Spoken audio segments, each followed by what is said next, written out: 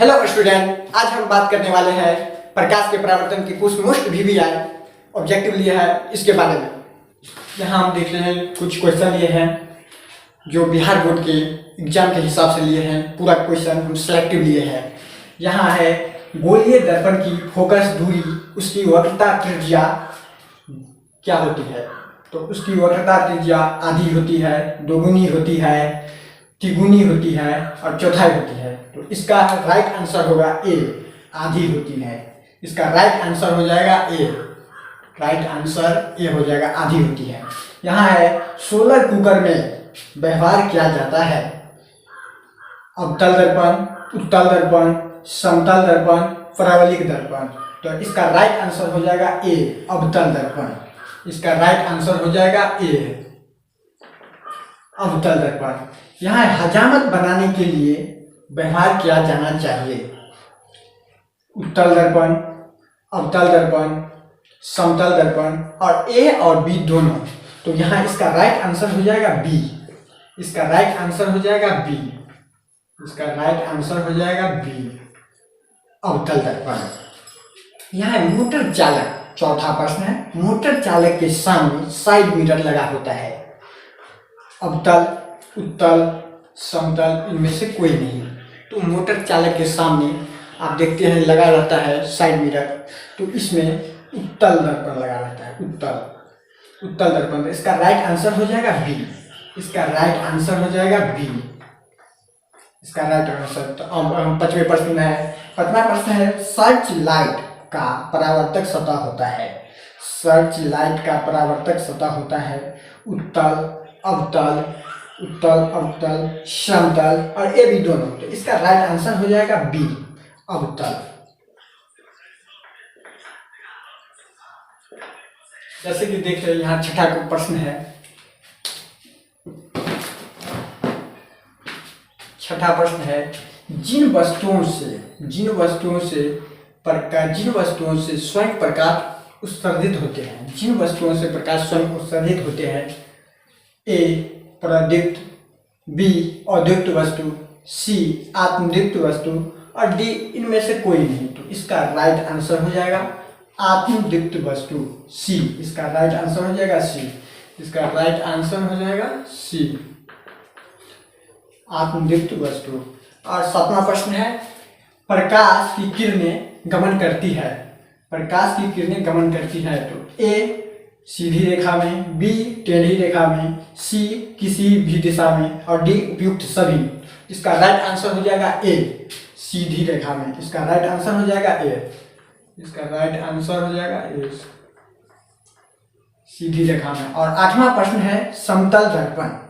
तो इसका ए आपतन कोण परावर्तन कोण के बराबर नहीं होता है, बी आपतन कोण परावर्तन कोण के बराबर होता है और सी आपतन कोण परावर्तन कोण से बड़ा होता है और डी है आपतन कोण परावर्तन कोण से छोटा होता है। तो इसका राइट आंसर हो जाएगा बी, आपतन कोण परावर्तन कोण के बराबर होता है। इसका राइट आंसर हो जाएगा बी। इसका राइट आंसर हो जाएगा बी।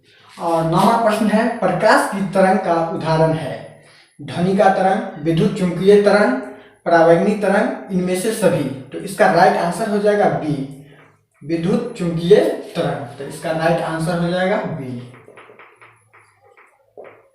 यहाँ 10वां प्रश्न है, प्रकाश के परावर्तन के नियम सत्य है। प्रश्न है, प्रकाश के परावर्तन के नियम सत्य है।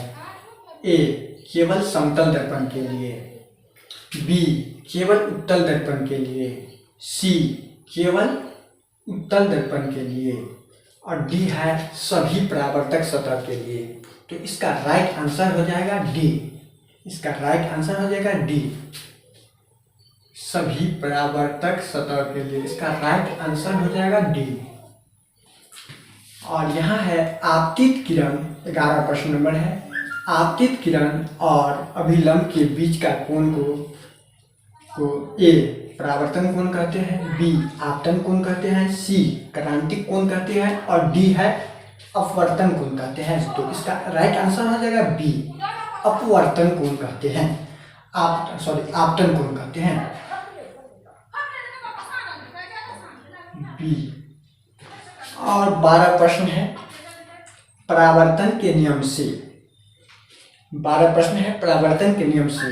तो इस ए में है आपतन कोण परावर्तन कोण के बराबर होते हैं I=R, और बी है परावर्तन कोण अपवर्तन कोण के बराबर होता है, और सी है आपतन कोण विचलन कोण के बराबर होता है, और डी है परावर्तन कोण क्रांतिक कोण के बराबर होता है। तो इसका राइट आंसर हो जाएगा ए। इसका राइट आंसर हो जाएगा ए, आपतन कोण परावर्तन कोण के बराबर होता है। तो इसका राइट आंसर हो जाएगा ए। और 13 नंबर प्रश्न है, जो निर्वात में प्रकाश की चाल होती है 3 × 10⁸ मीटर पर सेकेंड, 3 × 10⁸ सेंटीमीटर पर सेकेंड, 3 × 10⁸ किलोमीटर पर सेकेंड, और डी है ऑप्शन 3 × 10⁸ मिलीमीटर पर सेकेंड। तो इसका राइट आंसर हो जाएगा ए। इसका राइट आंसर हो जाएगा निर्वात में प्रकाश की चाल, इसका राइट आंसर हो जाएगा 3 × 10⁸ मीटर पर सेकेंड। इसका राइट आंसर हो जाएगा ए। इसका राइट आंसर हो जाएगा ए। यहाँ लास्ट के 2 प्रश्न है 14 और 15। तो 14 प्रश्न है, समतल दर्पण द्वारा प्रतिबिंब हमेशा ए ऑप्शन है काल्पनिक होता है, वास्तविक होता है, बी है काल्पनिक होता है, सी है कभी वास्तविक तो कभी काल्पनिक होता है, और डी है औधा हुआ होता है। तो इसका ऑप्शन हो जाएगा बी, जो काल्पनिक होता है। इसका बी ऑप्शन हो जाएगा काल्पनिक होता है। इसका बी ऑप्शन हो जाएगा काल्पनिक। इसका राइट आंसर हो जाएगा बी, काल्पनिक होता है। अब 15 है, काल्पनिक प्रतिबिंब हमेशा सीधा होता है, औधा हुआ होता है, उल्टा होता है और तिरछा होता है। तो काल्पनिक प्रतिबिंब हमेशा सीधा होता है। तो ऑप्शन ए हो जाएगा इसका राइट आंसर।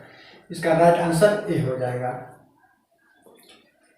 इसका आप स्क्रीनशॉट ले लीजिए, और नोट्स बनाना चाहते हैं तो स्क्रीनशॉट ले लीजिए।